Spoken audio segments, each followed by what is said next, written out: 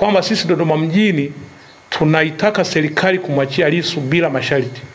Na kinachofanyika inasadikika wanahitaji kumpa kesi kubwa ambayo haina dhamana ili kufifisha nguvu ya umma inayoendelea. Lakini wakumbuke kwamba hili neno la bila mabadiliko hamna uchaguzi sio neno la Lissu, bali ni neno la wanachama wa Tanzania wote wanaopenda haki na wanaoipenda nchi yao.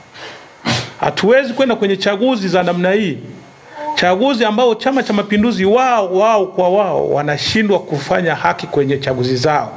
Mmeona kwenye uteuzi wa rais, mmemsikia mwanachama wao anaenda mahakamani kupinga uteuzi wa mgombea, lakini na wao kwa sababu wanaogopana wao kwa wao walimvua wanachama. Kwa hiyo ndani ya chama chao hawahitaji hata maoni ya mtu, wanahitaji kila mtu awe ndio, kitu ambacho hakiwezekani.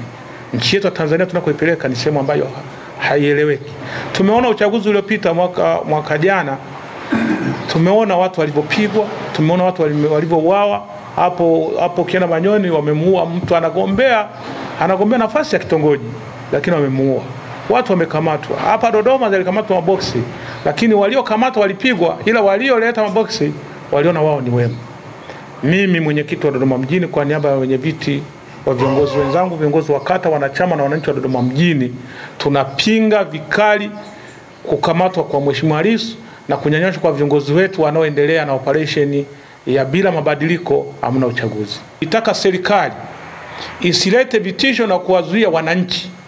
Na Dodoma tunaandaa mkutano mkubwa wa kutoa elimu kwa watu kujua ni kwa nini hatuhitaji uchaguzi bila mabadiliko.